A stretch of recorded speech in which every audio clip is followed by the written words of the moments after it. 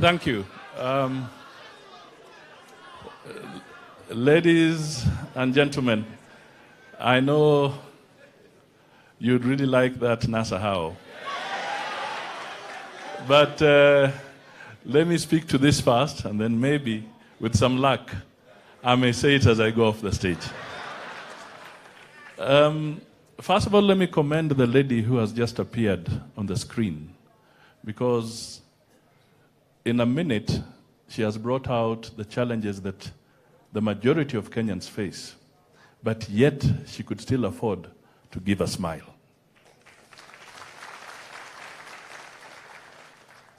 She talked about unemployment. She talked about underemployment. She talked about low salaries. And she talked about how difficult it is to educate her children. She spoke for many. What does NASA want to do on education? NASA wants to make sure that what we call basic education, which is right from the nursery level, the kindergarten level, right up to the fourth form level, is genuinely free and accessible to all Kenyans.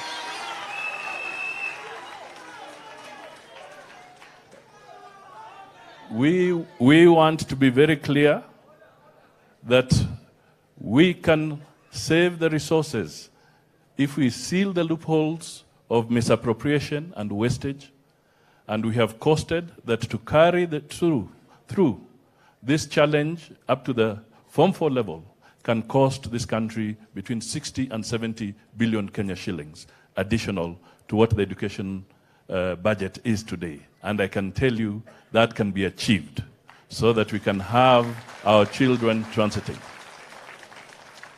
Let me just give a very quick example.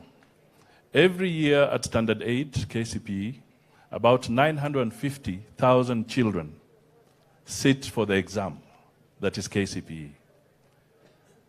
Every year that they sit, about 250,000 do not transit to secondary school. So if you take 4-5 years, then that means every year you are eliminating 250,000 young children, aged 13, 14, 15 maximum. You cannot condemn them to the labor market because that is child labor. You cannot, at the same time, say that their destiny is over because they didn't graduate. NASA wants to make sure that the whole issue about KCPE is out of the way, so the transition to the secondary level is genuine and everybody is there. Let the child get up to 18, age of maturity, and then we start talking about other skills. So when on the platform you hear the principals of NASA and other players of NASA say they want the uniform, they want the pencil, they want the desk, they want the infrastructure to be provided for by the government, they are serious. Let me speak to her next issue, and that was the issue of the economy. Although, let me not skip one other thing about education, the Higher Education Loans Board. Today, a university student applying for that loan can be on the queue waiting for 6 months. NASA says they will resource the Higher Education Loan Board appropriately and in a timely fashion so that it should not take more than 2 weeks before the university student gets the access to their loan. Honorable Raila Odinga also mentioned something here. You cannot ask these fellows to pay for their loan before they get their job. So we must first get them the jobs. And ladies and gentlemen, if you just ask yourself, and this is now back to the economy, what happens, what do you imagine when you call a rally in the middle of the week in Uhuru Park and the park is full to the brim?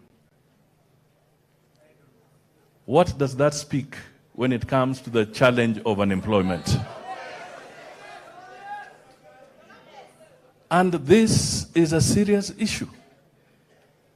So the economy that we are talking about, you do not come and feed us endlessly with grandiose projects, but you are not generating where it matters most, having that young man and woman feed themselves. In NASA, we want to make sure that we can control and check the public debt because it is spiraling out of control, and it is expensive debt because there's debt which is manageable, but there's also expensive debt. The government of Jubilee has specialized in going for expensive debt. Commercial debt that there's hardly any grace period and the repayment process starts, and hence the heavy public borrowing, heavy problems that we are facing. And that is why we say we want to make sure our GDP will grow at 7% over a sustained period and move to even up to 10%.